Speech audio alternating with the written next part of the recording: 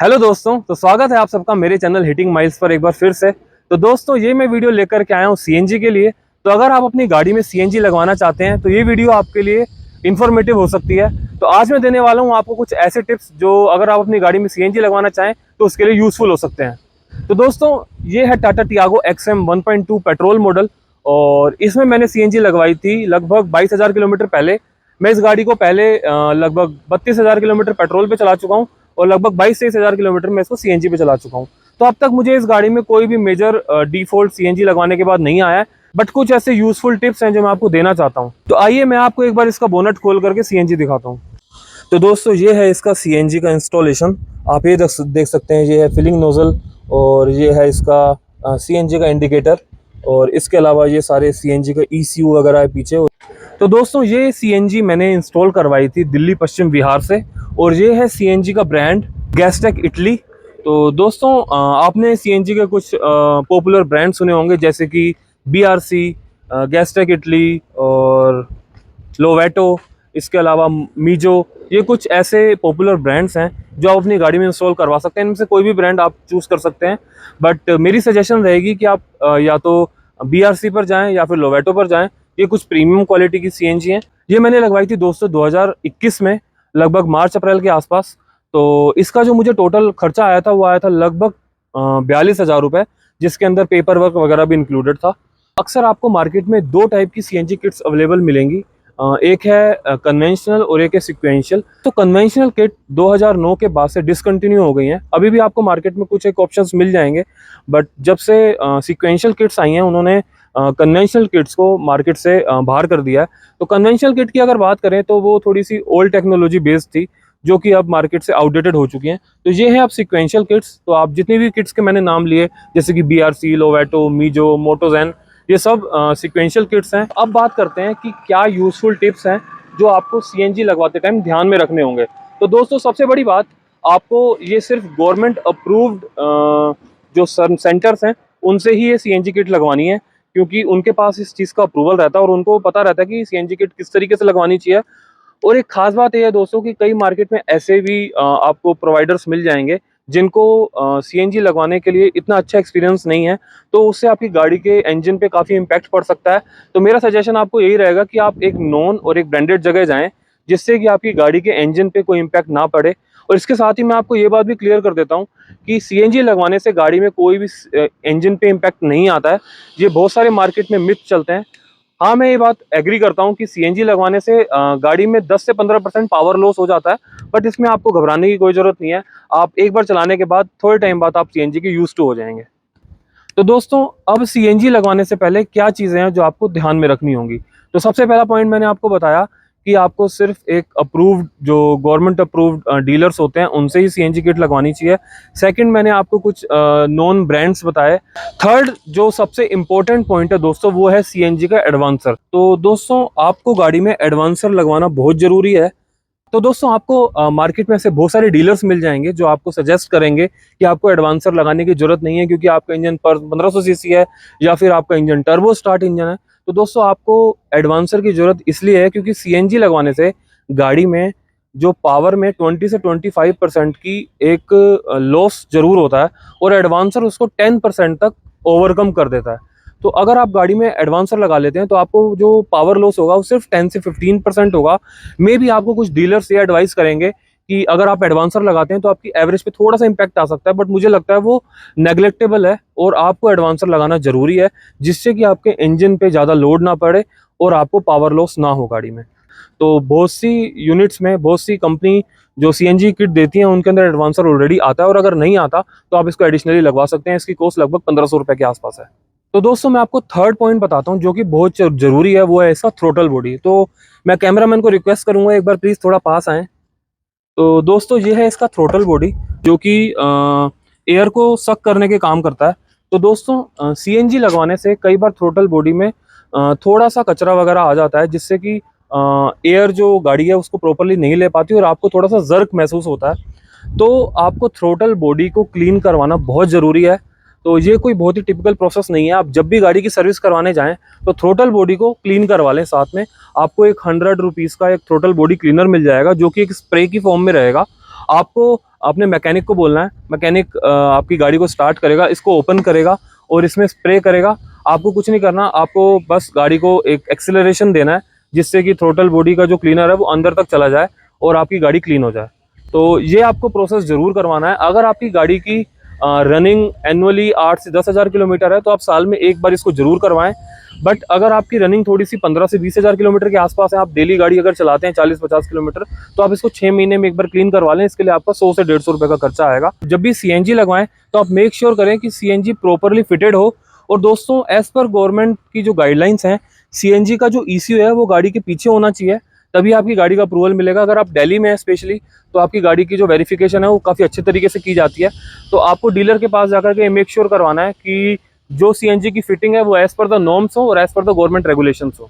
तो दोस्तों, ये है इसकी फिलिंग नॉब, जिसको हटा करके यहाँ पर सीएनजी का जो पाइप है वो इंस्टॉल किया जाता है और यहाँ से इसको फिल किया जाता है। तो दोस्तों, अगर आप कभी भी इसको लगाना भूल जाएंगे, या फिर जो पेट्रोल पंप पे या सीएनजी पंप पे जो वर्कर्स होते हैं, अगर वो इसको नहीं लगाएंगे तो गाड़ी स्टार्ट नहीं होगी। पर दोस्तों, आपको मेरा एक सजेशन है कि फिलिंग नॉब को हमेशा आप अपने फ्यूल टैंक के पास ही लगवाएं। मैं आपको दिखाता हूँ कहाँ पर। तो दोस्तों, ये है इसका पेट्रोल का फिलिंग टैंक। तो यहाँ पर दोस्तों, ये एक जगह अवेलेबल होती है, तो यहाँ पर एक होल करके इसमें सीएनजी का फिलिंग नॉब लगाया जा सकता है। बट अक्सर जो डीलर्स हैं वो इस चीज़ को अवॉइड करते हैं, क्योंकि इसमें उनको थोड़ा सा प्रोसेस में टाइम ज़्यादा लगता है। तो मेरा आपसे सजेशन है कि फिलिंग नॉब हमेशा वहीं लगवाएं। इसके पीछे दो लॉजिक्स हैं। पहला लॉजिक ये कि आपको हर बार सीएनजी लगवाते टाइम आपको इसका बोनट खोलना पड़ेगा, तो वो एक आपके लिए प्रॉब्लमेटिक चीज़ है। सेकंड थिंग आपकी कि अगर आपका फिलिंग नॉब पीछे ही रहेगा तो आपको बार बार इसको खोलना नहीं पड़ेगा, और इसके जो ये स्टैंड है इसकी टूटने की प्रोबेबिलिटी थोड़ी कम रहेगी। मेरा ये स्टैंड टूट चुका है। तो आपको पता होगा, अगर आपके पास टाटा की गाड़ी है तो जब भी इसको हम बोनट को चढ़ाते हैं तो इसको थोड़ा सा ऊपर करना होता है। बट मारुति में ऐसा सिस्टम नहीं है। तो एक दो बार वहाँ के वर्कर्स ने इसको हार्डली पुश किया, तो इसका जो आप ये देख सकते हैं, ये जो इसका होल्डर है जो इसके स्टैंड को होल्ड करेगा, ऐसे ये होल्डर टूट गया था, तो मुझे इसका पूरा सेटअप बाहर से नया लगवाना पड़ा। तो दोस्तों, सीएनजी लगवाने के बाद आपको इसके अलावा, इन 4 पॉइंट के अलावा कुछ पॉइंट्स और हैं जो आपकी सीएनजी को एक अच्छी लाइफ दे सकते हैं। तो उनमें से पहला पॉइंट है कि जब भी आप सीएनजी लगवाएं तो आप ध्यान रखें कि आप अपने स्पार्क प्लग को टाइमली चेंज करवाएं, और आपको कभी भी गाड़ी में स्टार्टिंग की प्रॉब्लम ना आए तो वो आप स्पार्क प्लग टाइमली इसको चेंज करवाते रहें। इसके अलावा दोस्तों, अब बात करते हैं गाड़ी के एयर फिल्टर की। तो दोस्तों, मैंने गाड़ी में एयर फिल्टर हर एक सर्विस पर क्लीन करवाता हूँ, हर नेक्स्ट सर्विस पर उसको चेंज करवा देता हूँ। तो आपको भी एयर फिल्टर टाइमली क्लीन करवा लेना चाहिए, जिससे कि आपको सीएनजी पर कोई भी आपकी माइलेज पर दिक्कत ना आए। तो दोस्तों, मैंने अभी वर्ड यूज़ किया माइलेज, तो आइए इसकी माइलेज के बारे में भी साथ ही बात कर लेते हैं, जो कि एक सीएनजी लगवाने का सबसे मेन रीज़न है। तो जब भी अगर आप सीएनजी लगवाते हैं तो आपकी जो सीएनजी पे कॉस्ट है वो 30 से 40% पेट्रोल के कंपैरिजन में कम हो जाती है। तो दोस्तों, मुझे इसकी हाईवे पर जो एवरेज मिल रही है वो मिल रही है लगभग 27 से 30 के बीच में। तो अगर मैं एसी का कम यूज़ करता हूँ तो मेरी एवरेज 30 तक चली जाती है। बट अगर मैं एसी का बॉयलर 2 या 3 पे रखता हूँ तो मुझे इसकी एवरेज 27 या 26 के आसपास मिल जाती है, विच इज़ फेयर इनफ।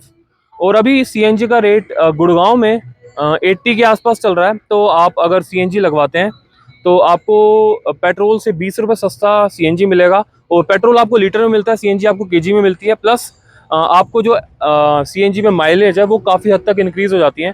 तो मेरे एक्सपीरियंस के हिसाब से मुझे सीएनजी पर जो बेनिफिट हो रहा है वो 30 से 35% हो रहा है। यानी कि अगर मेरा पेट्रोल पे खर्चा 100 रुपये आ रहा है तो सीएनजी में मेरा खर्चा 60 से 65 रुपये के आसपास आ रहा है। तो दोस्तों, अभी भी मुझे लगता है कि अगर आप सीएनजी लगवाते हैं और आपका अगर पर डे का रन 30 से 40 किलोमीटर से ज़्यादा है, यानी कि अगर आप साल में 10,000 से ज़्यादा किलोमीटर की गाड़ी चलाते हैं, तो आपको सीएनजी लगवाना सजेस्टेड है, आप लगवा सकते हैं। आपकी रनिंग कॉस्ट काफ़ी कम हो जाएगी। तो दोस्तों, इन्हीं टिप्स के साथ मैं एक दो बातें और ऐड करना चाहता हूँ। तो जब भी हमारा सीएनजी का सिलेंडर डिग्गी में लगता है तो उसमें 70 से 75 केजी का जो सिलेंडर का वेट होता है, तो उससे गाड़ी थोड़ी दब जाती है। तो गाड़ी के जो बैक शॉकर्स हैं वो थोड़े दब जाते हैं। तो एक सजेशन मुझे मेरे डीलर ने दी थी कि सीएनजी लगवाने के बाद सिलेंडर के वेट से गाड़ी कम दबे, तो उसके लिए आप शॉकर्स में बुशेस लगवा सकते हैं। तो मैंने भी बाहर से वो बुशेस लगवाए थे, तो मैं उन बुशेस को जब रिन्यू करवाऊंगा तो मैं एक वीडियो डाल दूंगा। मुझे लगवाए हुए 15,000 किलोमीटर करीब हो चुके हैं, तो मैं सोच रहा हूँ 10-15,000 किलोमीटर के बाद मैं उनके बुशेस को वापस से नए लगवा दूंगा। उसमें आपको कोई ज़्यादा कॉस्ट नहीं आएगी, 1200-1300 रुपये कोस्ट में आप किसी भी शोकर वाला जो आपके आसपास हो, जो थोड़ा जानता हो इस काम को, वहाँ आप जा सकते हैं और आप इसमें बुशेस लगवा सकते हैं। तो शोकर में बुशेस यानी कि आप उसको गुटका भी कह सकते हैं, तो शोकर में गुटके लगवाने से आपकी गाड़ी में स्टेबिलिटी आ जाएगी और आपका सस्पेंशन प्रॉपरली काम करेगा, और आप जब भी कभी खड्डे में या फिर कोई बम्प पे आप होते हो तो आपकी गाड़ी दबेगी नहीं और नीचे से आपको शोकर टच नहीं होगा। तो दोस्तों, गवर्नमेंट की गाइडलाइन के अकॉर्डिंग आपको अपने सीएनजी के सिलेंडर को हर 3 साल में एक बार वेरीफाई करवाना होगा ऑथराइज सर्विस सेंटर से। तो एक बार मैं आपको दिखाता हूँ। यहाँ पर आपको जब भी आप सीएनजी किट लगवाएंगे तो आपको एक ये कार्ड लगा करके दिया जाएगा। तो ये इस तरीके का एक आइडेंटिफिकेशन आपकी सिलेंडर के नाम के साथ और किस ईयर में आपने इंस्टॉल करवाई थी वो, और कब आपको रीटेस्ट करवाना होगा। आप दे सकते हैं इंस्टॉलेशन डेट और रीटेस्ट। तो मैंने इसको 2021 में लगवाया था और 2024 में मुझे इसको रीटेस्ट करवाना होगा। दोस्तों, इसके पीछे लॉजिक ये है कि गवर्नमेंट के अकॉर्डिंग सिलेंडर हर 3 साल में वेरीफाइड होना चाहिए। तो मैं 2024 में इसको रीवेरीफाइड करवाऊंगा, रीटेस्ट करवाऊंगा। तो उसके लिए एक मिनिमल कॉस्ट होती है, वो आपको पे करनी होती है, और आपके नियरेस्ट जो भी टेस्टिंग सेंटर्स हैं वहाँ से आप इसकी टेस्टिंग करवा सकते हैं। तो दोस्तों, जैसा आपको मालूम है कि सीएनजी लगवाने का एक प्रॉब्लम ये भी है कि आपकी डिग्गी में थोड़ा स्पेस कम हो जाता है। तो मैं आपको आइए एक बार अपनी डिग्गी दिखाता हूँ।